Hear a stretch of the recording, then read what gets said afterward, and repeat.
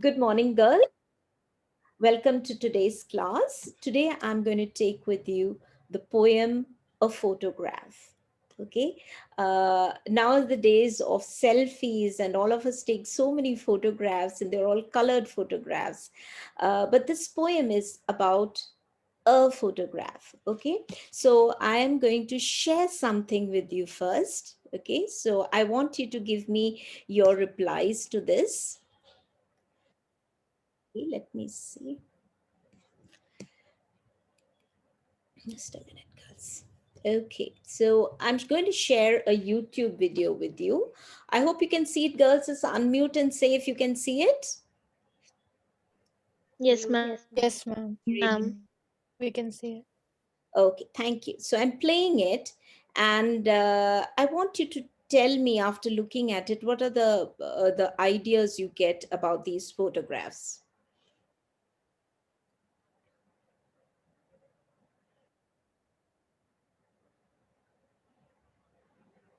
Okay, so now you see over here, there are black and white photographs, and you can see that they're very old photographs. This photograph has been taken in 1953. So, what do you think has happened to these children who are here in this photo? What do you think has happened to the children in this photograph? Anyone can unmute yourself and tell me. They're probably very old now. Probably very, very old. And anything else that could have happened to them? Anything else that could have happened to them? They may have passed away. Very good. They may have passed away. Okay. So I'm stopping the share right now over here. Okay. And we're back again. Sorry for the airport noise. Okay. So today we are going to do this, read through this poem called A Photograph. And before we start with the poem, I'm going to share with you from Tata Class Edge the background or the context in which this particular poem has been written. So I'm going to screen share again with you. So let's see the poem.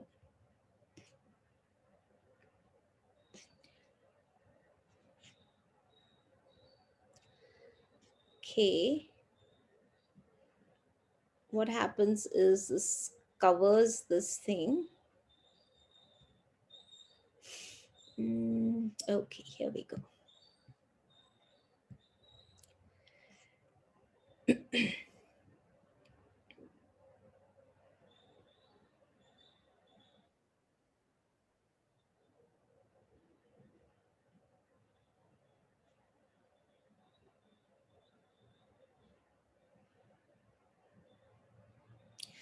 Girls, you can unmute yourself and tell me once I play it if you can hear the audio or not. Okay.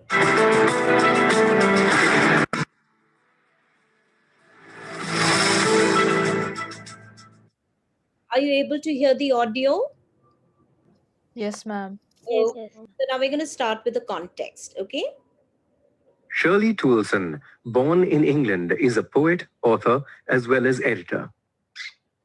Her works include diverse titles such as The Celtic Year, Celtic Journeys, and Walking Round Wales. She has also published collections of poetry such as The Fault, Dear Brutus, and Shadows in an Orchard. Her poem, A Photograph, is based on a photograph of her mother.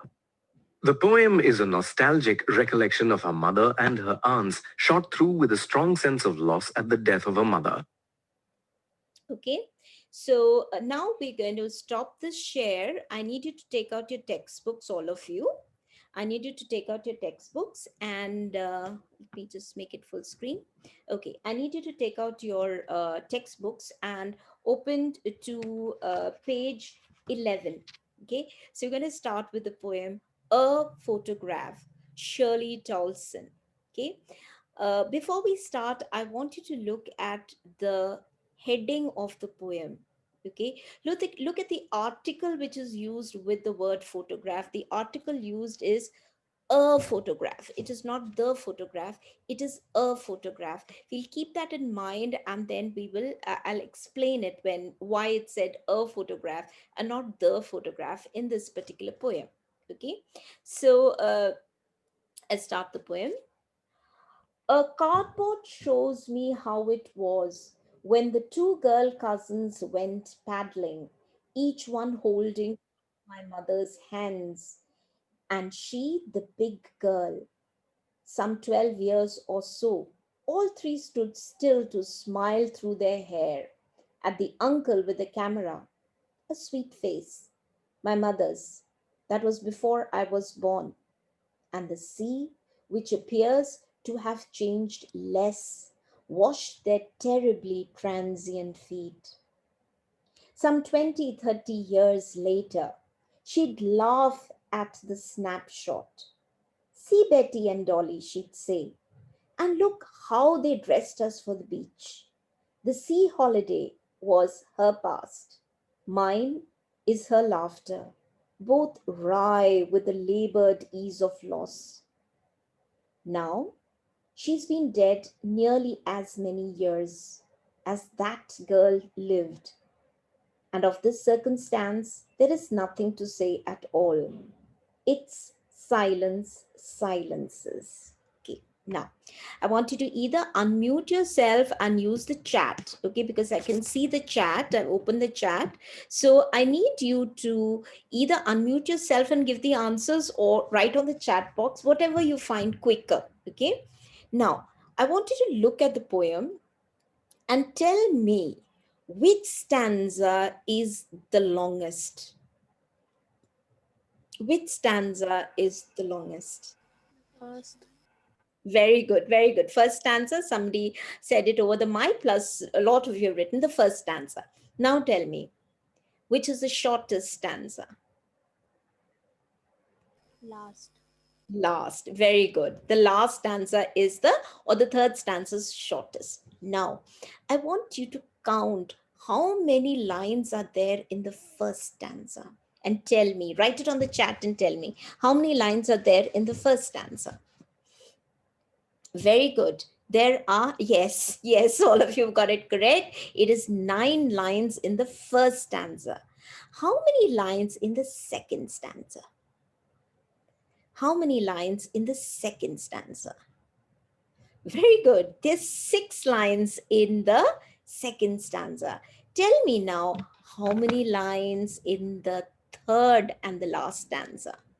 Very good. It is 4 lines. In fact, you cannot even call it 4 lines. It is 3.5 because the last line is not complete. It's just 3 words. So it's basically around 3.5 lines in the last stanza. So you have these 3 stanzas and it is in descending order. Okay, it is in descending order.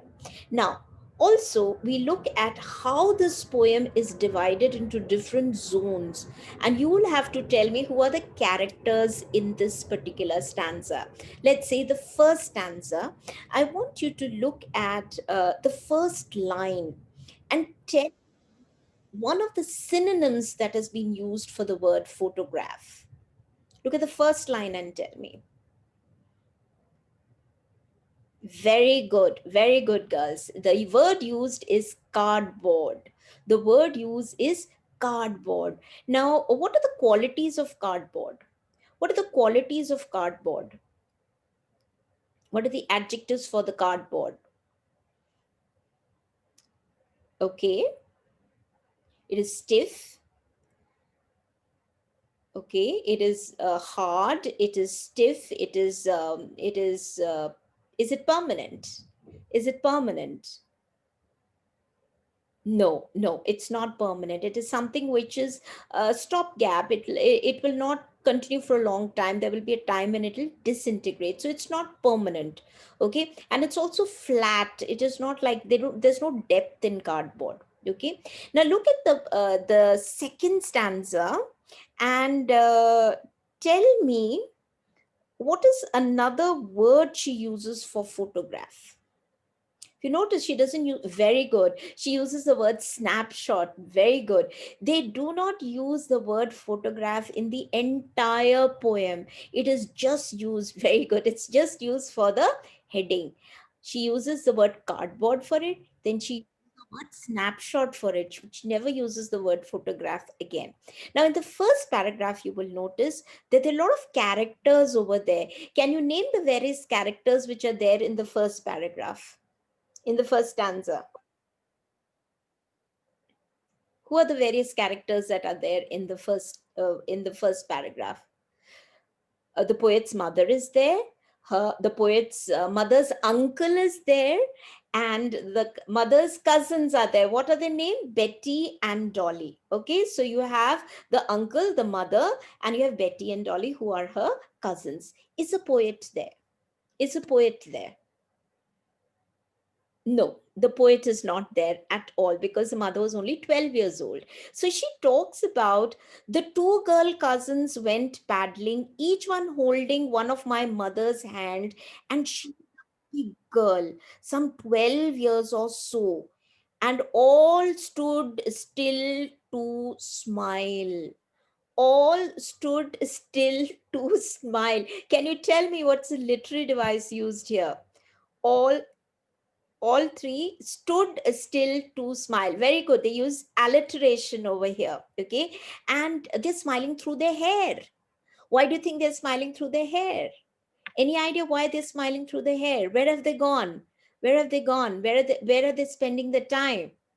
Very good. It's at the beach and it's very windy in the beach. And this time, very good. The wind is blowing and the hair is blowing in front of the face. And they're very young children. And nowadays, I know you take a lot of selfies and you're very careful. You set your hair properly and that everything should look perfect. But these are young girls, they're kids. So they really don't get, they're so happy. Their hair is a mess, but they're enjoying. They're laughing through the hair. They're laughing and they're smiling. They seem to be so happy. They're smiling at their uncle who's clicking the photograph. And then she says over here, a sweet face, my mother's, but that was before I was born. And the sea, which appears to have changed less, washed their terribly transient feet. Okay, so over here in this paragraph you only have the person, the poet's mother who is there. The poet is not there with the mother. And this last line is very important. Why? Washed their terribly transient feet.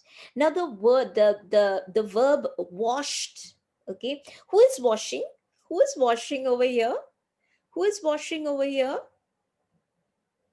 The waves, the water, or basically the sea. The sea is washing. The sea waves are washing their feet. Now wash is something which humans do. Wash is something that humans do. Humans laugh, they wash their hands, they wash all those things. So if you are giving a human aspect to something which is inanimate, what is that called? What is that called? Think.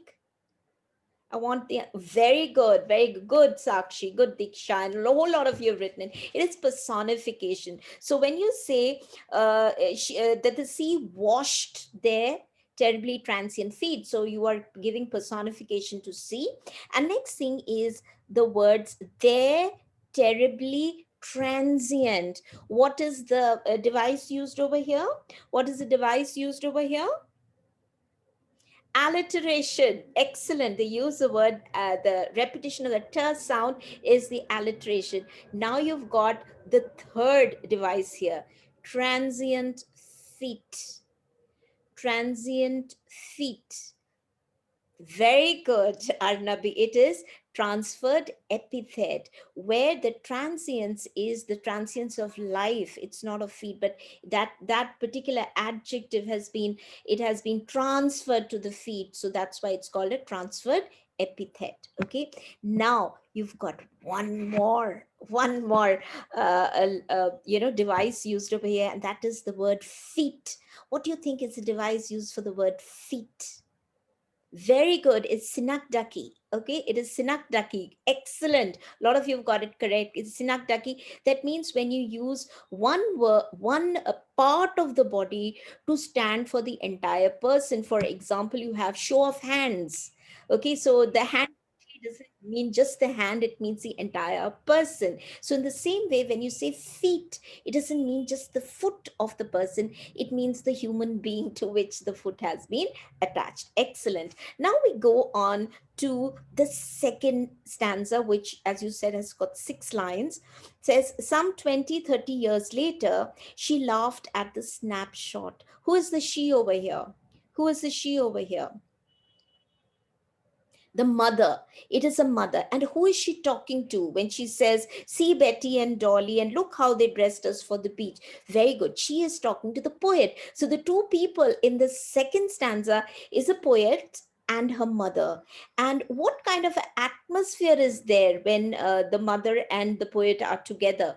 What do you think is the emotion? Then the mother is nostalgic, and how is, and what is the general atmosphere of the house where both of them are talking? It's happy, they're laughing, they're discussing something, and it's a wonderful atmosphere. Okay, where the mother is nostalgic and she's laughing at her own photograph. And the poet says the sea holiday was her past. The mother is looking at her photograph and laughing at herself. That is her past. The poet has got nothing to do with what's there in the photograph, but what is her memory? Her mine is her laughter. The memory which the poet has is that of sitting with the mother and laughing. Okay, that is her memory. And then she says, both wry is when you have a twisted smile and you're trying to hide your hurt and you really don't mean a very sarcastic kind of a smile. Both wry with the labored ease of loss. Now tell me, what is a device used for labored ease? Very good. Oxymoron. It's an oxymoron. Excellent. Where you have two completely different words, but which make perfect sense put together. Labored because when you lose somebody who's very close to you, it is very difficult to come over the sorrow of it. But over time, you're able to master it. And it's a labored ease. It's something which you have mastered, though it is still difficult to do. So, with the labored ease of loss, and now we come to the last stanza. Okay, now over here in the second stanza, you will get a clue why she says a photograph. Because for her, it is just a photograph of the mother. For her, the memory which is strongest is her mother looking at the photograph and laughing. It could be any photograph. Okay, but for her, what is important? The memory of her mother and her sitting together and laughing at the photograph. Now we come to the last stanza over here. Now she's been dead nearly as many years as that girl lived. Who is that girl? Who is that girl? The mother, but mother where? Why does she call her mother that girl? Why does she call her mother that girl? It is a girl in the beach, the girl in the photograph who's just 12 years old, who the poet has, she cannot even imagine that it's her mother. Okay, she looks so different. So she says she's been dead as many years as that girl lived. So how many years ago did her mother die? How many years ago did the mother die? Very good. She died. Exactly. She died 12 years ago. So it's been a long time. It's not very close, but still, the labored ease of loss, uh, the poet is able to control her feelings, though she still feels bad. And she says, of this circumstance, that her mother is no more there with her, there is nothing to say at all. It's silence, the silence of no laughter of a mother in the house. So it's silence, silences. It's silence, silences. So what do you think is the device used here? Silence, silences. alliteration, you have the repetition. You can even call it repetition because silence silences, it's like almost the same word. You can also take it as alliteration. Okay, so you have, and you will notice that the last line is sort of an incomplete sort of, it's not a full sentence. It is a complete sentence, but it's only three words to show that she's got nothing more to say. Okay, so with this, now I would share again with a section from the Tata Class Edge. So just bear with me. So we're going to have now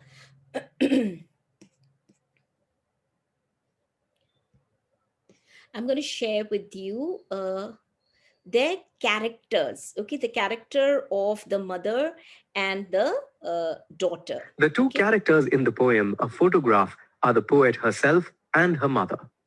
Click each label to know more about the characters. The poet loves her mother a lot. This is brought out by the emotional reaction that she has to the photograph of her mother's childhood.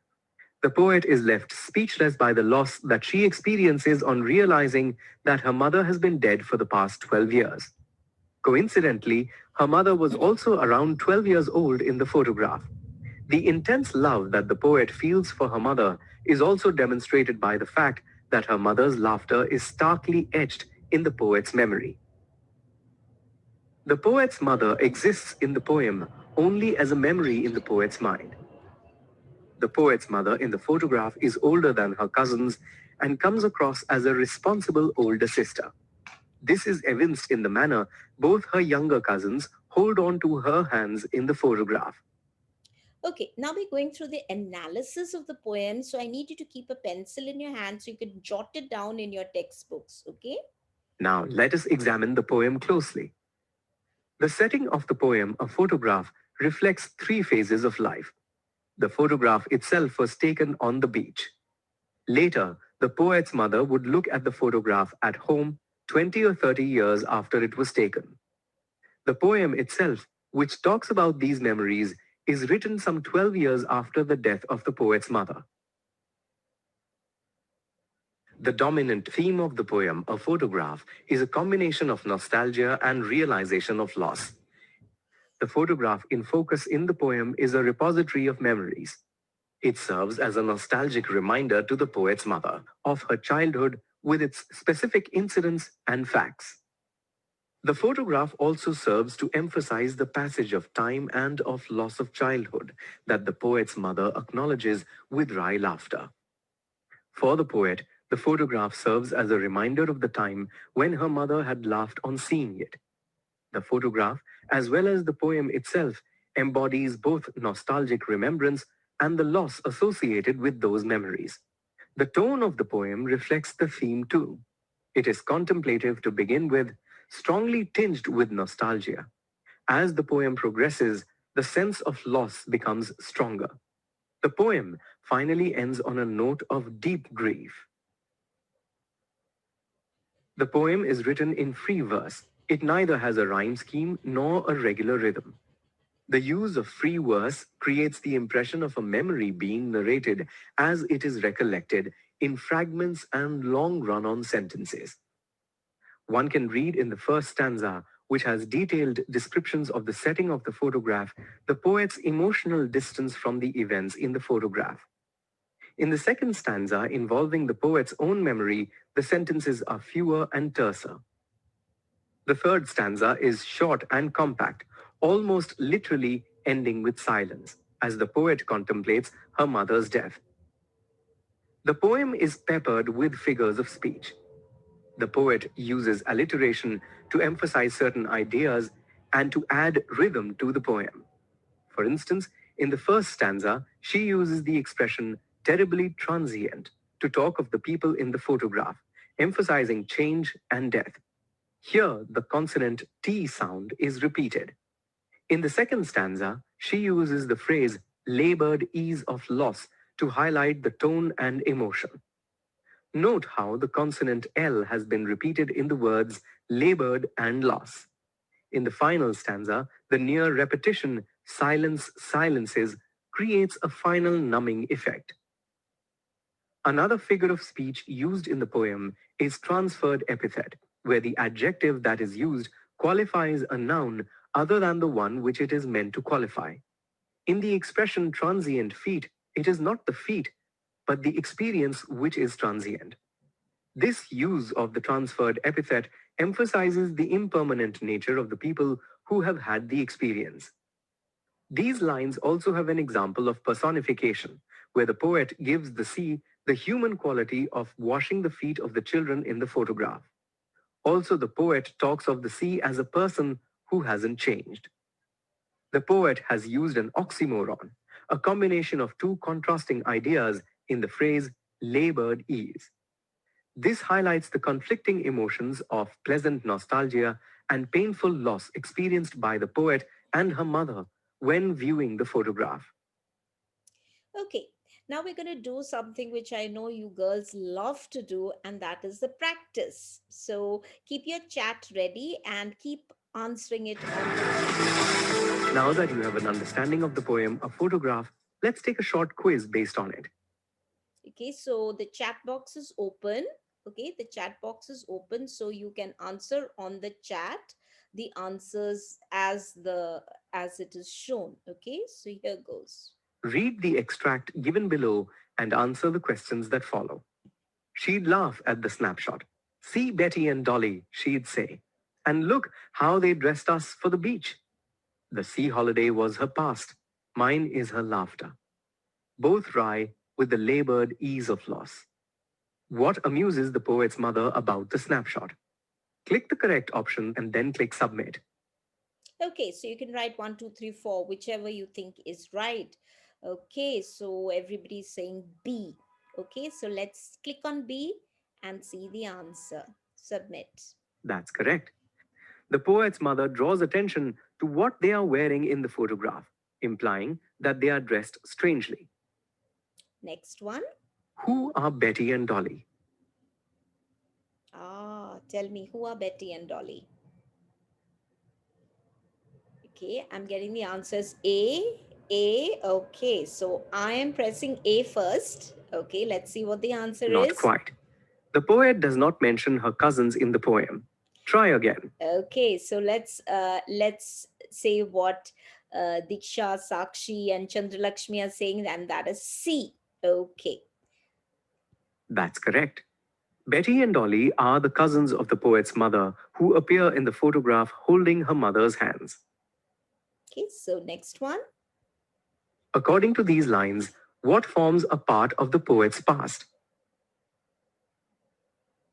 Give me the answer.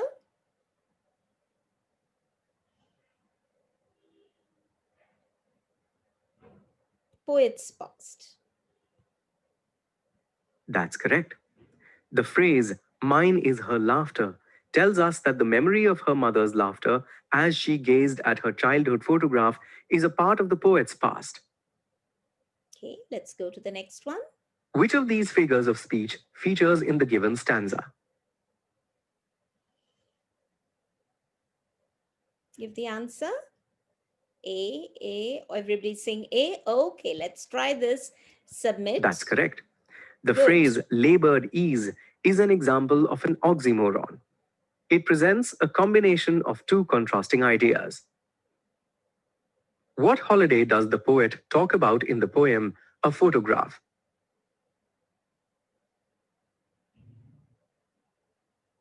Answer. A. Everybody's giving the answer as A, so let's try it out. That's correct. The poet describes her mother's holiday by the sea with her cousins when they were young. Okay, next one. Which of these options is true with respect to the final stanza of the poem?